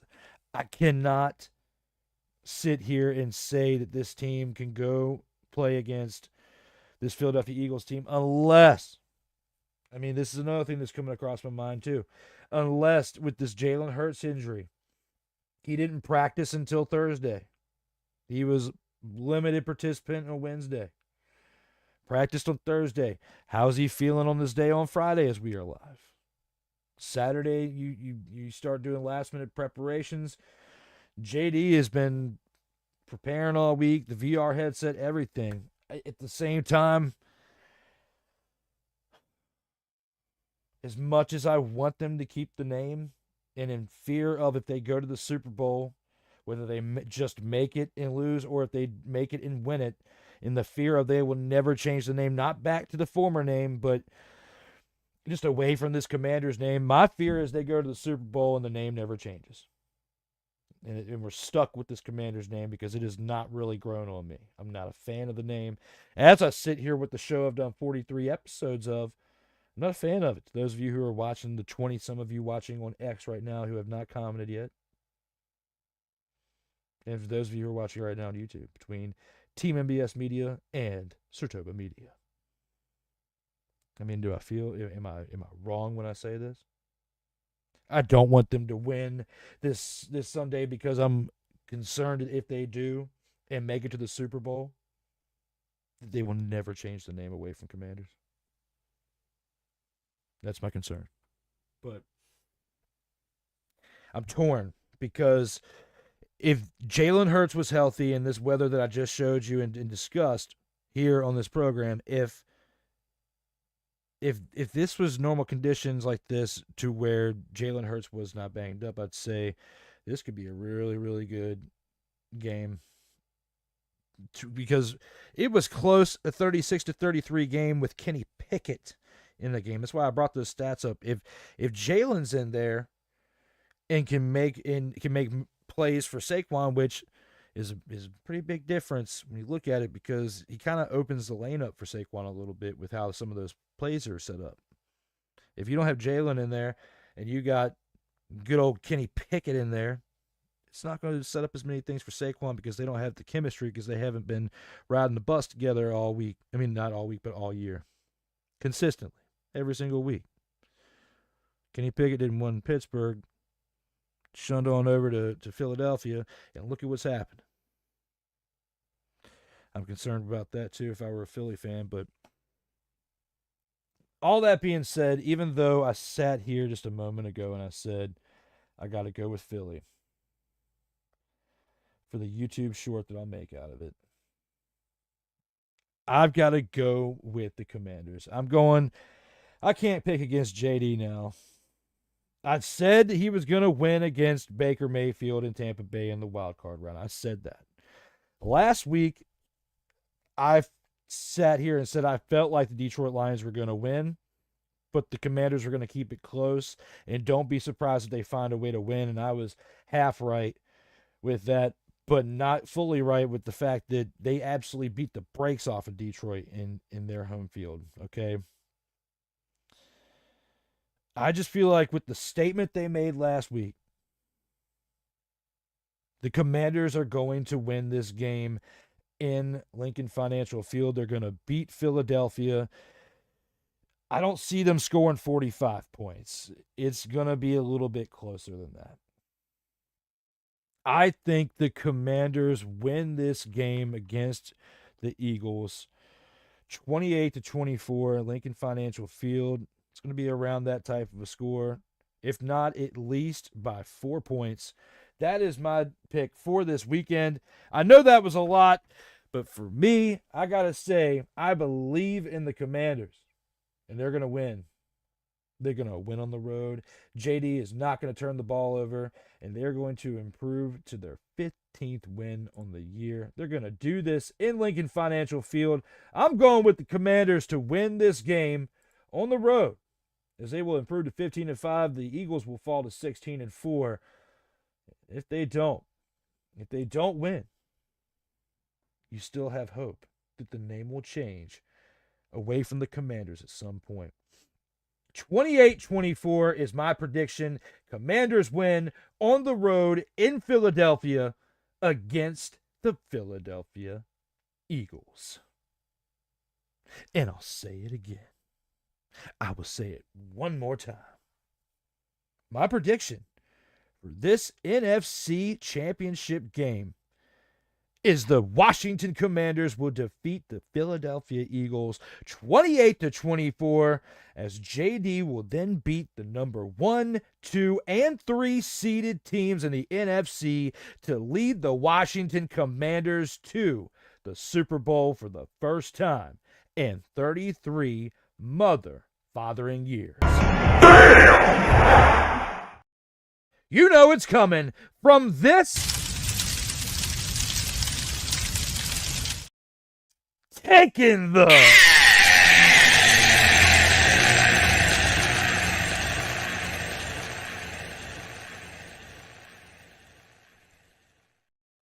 to now a championship caliber team. What? I said a championship caliber team. What? Could you believe they've become a championship caliber team? What? Oh! Yeah! Yeah! It's a total surprise, motherfucker. I expletive you. I do not expletive you. I'm telling you right now. Oh, my brother! Testify! Surprise season. Surprise, motherfucker. Absolutely. Stop it. Get some help. I'm trying. This has been a fun year talking about the Washington Commanders, and especially the matchup they have between the Eagles for now the third time.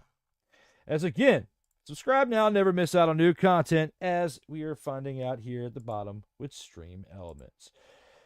So, when it comes to that, when it comes to the opponent of the week, again, Commanders 28, Eagles 24. That's my prediction in Lincoln Financial Field, because I said it before, and I said it with Cole, but JD is him. Any final thoughts you have before we let the tribe go? Yes, Detroit Lions and your fans, you need to go back a little over a decade and watch an episode of The Breakfast Club when Birdman was on it. And just like he said, you need to put a little speck on my name. You need to put a little speck on the name of the Commanders, because you are not showing the speck. I'm already seeing some things from a man Hawk that I'm very disappointed about on Instagram story. And I'm going to clip this out and I'm going to show it to you when I come into work today. Because you need to put a little speck on the name of the Commanders. They're going to come in there. They might not be biting off your kneecaps like you bite off others, but they're going to be hungry too. And they're going to run around, and the game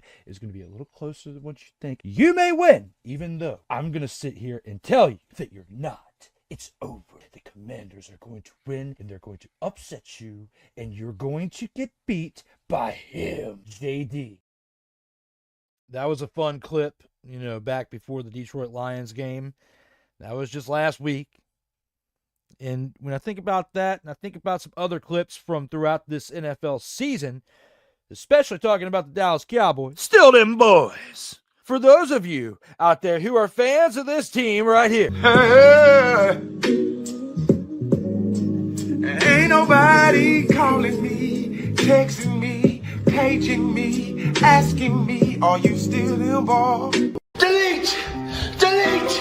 Delete! Delete! Delete! You guys want to hear a fucking story? Story is this. Cowboys won't see a Super Bowl for the 29th consecutive season. You can Acknowledge me.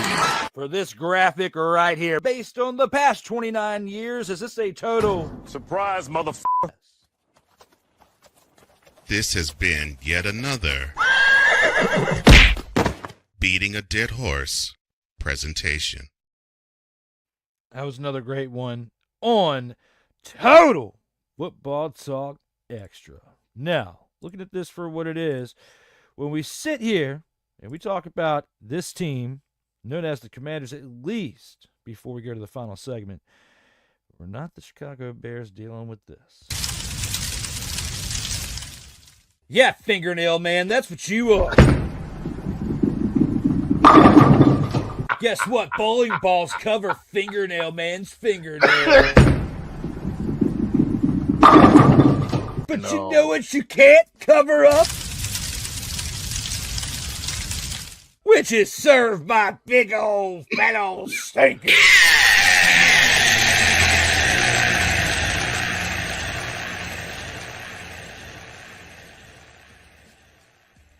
You got me with fingernail, man.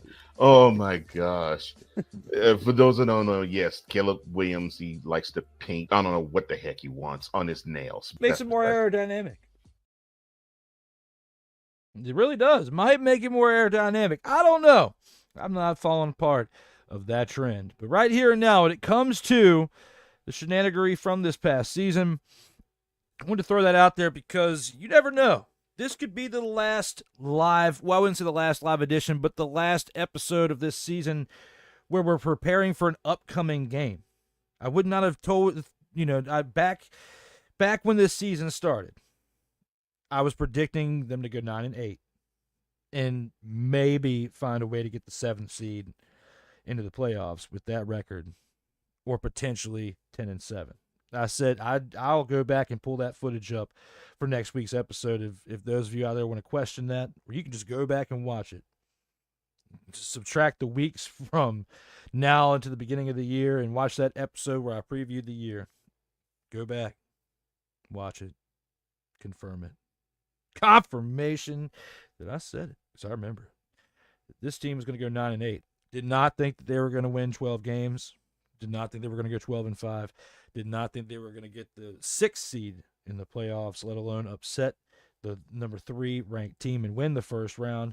Did not think they were going to then go play the number 1 seeded team and beat the brakes off of them like they would with the team that they had established going into the season. I was wrong. I did expect improvement, and there were a lot of experts out there saying they would only win 6 games. And some people were saying I was foolish by saying that they were going to win 9. So I'm going to look back at those and try to find some of those comments throughout those live videos. And regardless of if this team wins this game or not, because next week we'll be previewing a Pro Bowl, which we're not previewing that. We'll be basically reviewing the entire season and some highlights. I'll make it a very special edition episode and probably get some guests on here next week, win or lose this weekend. But when it comes to this season, there's a lot of cool things to look back on, not only this team, but content-wise for this show. And if they win this weekend, I will be, right for the prediction I just had earlier, about 10 minutes ago, but I'll be wrong with what I said just a couple months ago, that if a Commanders fan said they were going to win the Super Bowl this year or make it to the Super Bowl, let alone they were smoking crack. And if they win this game, like I'm predicting them to, a lot of things will be affected by that. And mainly the name, because it will never change. That's how I feel. But right here and now, that does it for our Opponent of the Week segment. We got one more segment to get to, and that is the final drive, where I give you the final thoughts here for episode 43. We bet on ourselves, so what you expect? A die-hard fan never live with regret. Yes, sir. Whether you're just now tuning in or not, thank you for tuning in, as we are here for the final drive, where we talk about the final thoughts on this team heading into the NFC Championship Game. Is basically the spot where I give my final thoughts from what had just transpired throughout the episode. And last week, we had Lake Lewis Jr. as well as Wale Akinso on here to discuss, the current matchup with the Detroit Lions. And they were right. I was, right. I was saying, I have a feeling they can win this game. And they did. But they won by a lot more than what I predicted. I don't think that regardless of which way it goes this upcoming weekend, that it's going to be by a whole lot. Even when the Eagles won the first time, 26-18, sounds like a lot, but it's only one possession. It's a touchdown with a 2-point conversion. And the Commanders were still figuring out their way at that point in early November. It was just recently after the Hail Mary game with Chicago, too. They were still, situations like the Hail Mary, it shouldn't come down to it. This team is eventually, as they played a little bit more time with one another, they're going to find ways to make these scores happen earlier in the game and control the clock a little bit better, or contain the other team's offense with their defense a little bit better. They're going to find ways to improve that to where we see not only them take the lead and kind of keep it, but establish some breathing room within the fourth quarter to where they're not going to have to go for these deep Hail Mary plays with seconds on the clock, or put a lot of pressure on themselves with 30, 40, 50 seconds left in the game when they had that final possession. The good thing about this, though, is at least this year in Jaden Daniels' rookie year, he's proven that he can handle the pressure. It's been amazing to watch. Being a fan at that game on the 10-yard line, seeing that Hail Mary play was magical, and that game was, for the way it ended, it was fun. But it also puts a lot of stress on the fans. You put a lot of stress on the fans. So I think that over time, as they continue to make moves in the offseason, this offseason or the next season, regardless of what they do in this game, regardless of what happens beyond this game, I think this offseason is going to make a big difference for this team's future. And they know it. They know they got to make a couple more big moves, whether it's in the draft or if it's in free agency or trade. They're going to have to make some moves this offseason. Whether you like it or not, you have to acknowledge it. And I'm acknowledging it here and now with the final drive.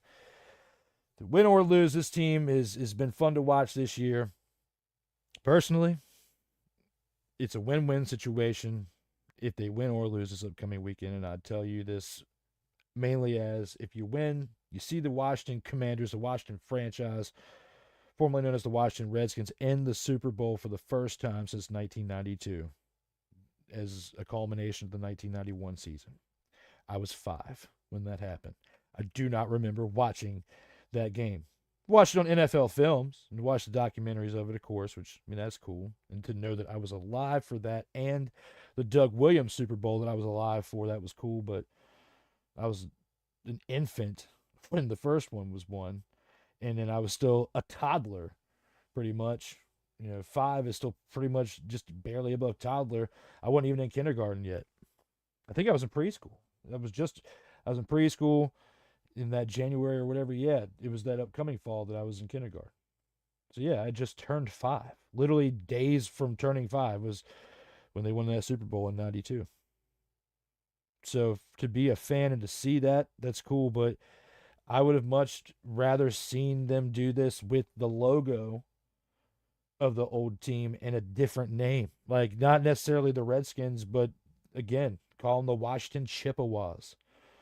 A tribe name that, means something closer towards the area that they want to truly honor, and have still the logo. The logo has been huge for the team and, fans for very, very, very different reasons, but not for racist reasons. Whether you want to say that that was part of something nearly 100 years ago or not, that was then, but people love the logo and love what it stands for, and that was designed and provided for the team in the early 70s. That was nearly 40 years after its conception in the early 30s, in 1932. So, Chippewas, whatever you want to call them, all right? Bring them on in there. Change the name. I say it's a win-win situation in my final thoughts, because you win this game in the NFC Championship, you go to the Super Bowl, whether it's the Chiefs, whether it's the Bills, whether you win or you lose, you made it that far, and this is a dream season for a rookie, and to know that you made the impact of that. Jaden Daniels is that guy. And I am very happy that my beloved franchise that I've been a fan of since I was in baby clothes, since I was born, my family put him in those clothes. I appreciate that I finally get to witness this, and I'm alive to see it when there's certain moments in my life where it could have been questionable to even make it this far. All right. But right here and now, for this Washington team, win-win. They win this weekend, cool. They get to the Super Bowl. They lose, there's still a really good chance that this Commanders name changes. But if they win the game this weekend, I feel like there's a good chance this name never changes. And this team is going to remain as the Commanders until the end of time. And that is what I am concerned about.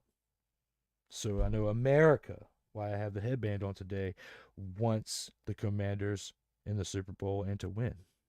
And we're seeing Detroit blue right now for what we just took down in Detroit Rock City. Right here and now, I'm telling you, it's a win-win either way. You win, you get to the Super Bowl from this NFC Championship game. You lose, there's still a chance you go back to either the old name or they bring back the old logo and honor another tribe. We shall see.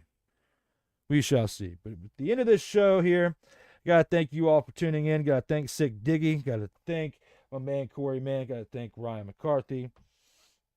Got to thank Mickey Delaney. Got to thank Dante out there. All of you for who tuned in. I don't know if it's something with X to where you comment and it doesn't show it on the streaming service. I'm using StreamYard for the show, but I don't know. I have to go check it out there. See if you guys, those of you who are watching, between the 20 plus of you who are watching this right now, if you have even clicked that like button or clicked that share button, or at least said hello. Say hi. Hi. My name is D. Willie.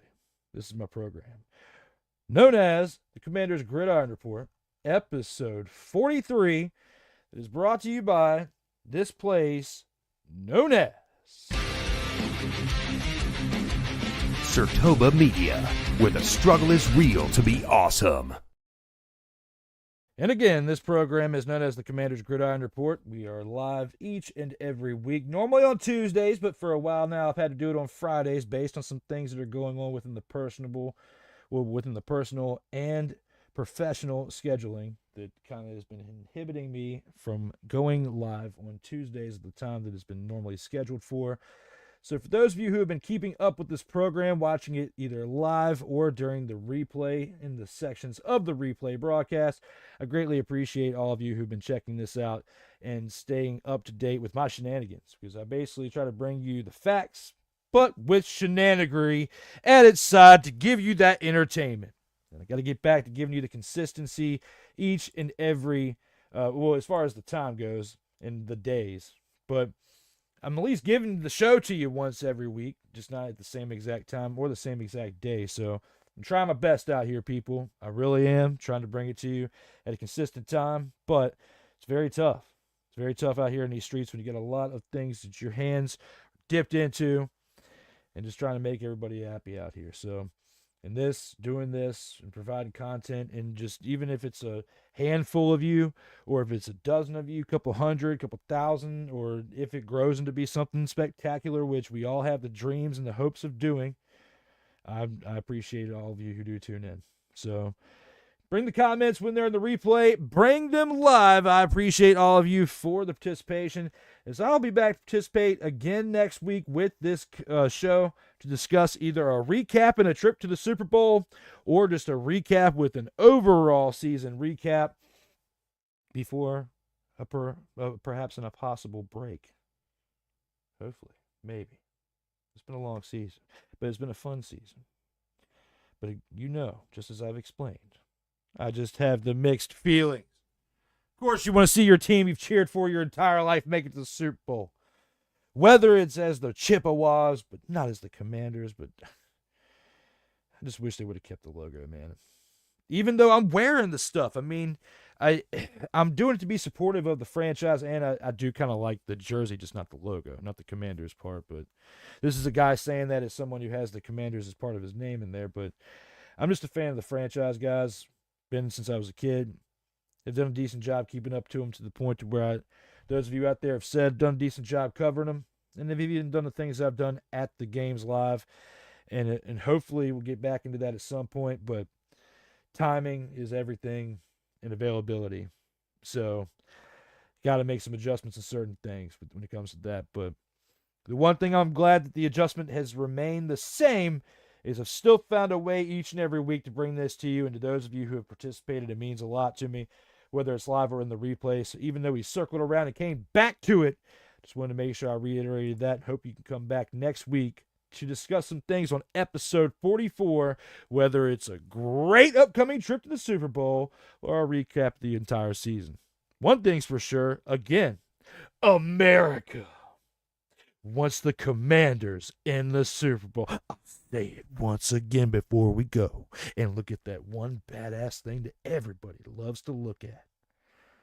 America wants the Commanders in the Super Bowl. Thank you all for tuning in to episode 43. I am Drew Willingham. Thank you for tuning in on Team MBS Media or on Sartoba Media, where the struggle is real to be awesome. Like, share, and subscribe. And as always, do one thing for me, yourself, and those who care. Stay safe out here in these streets. Commanders, where my soldiers, right side, Commanders, where my soldiers, left side, Commanders, where my soldiers, watch the middle, Commanders, where my soldiers,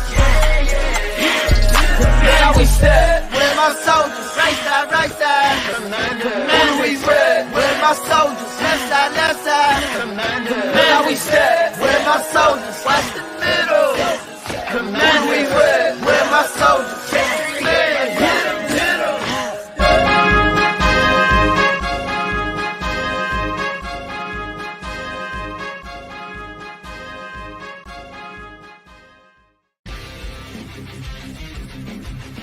Sartoba Media, where the struggle is real to be awesome.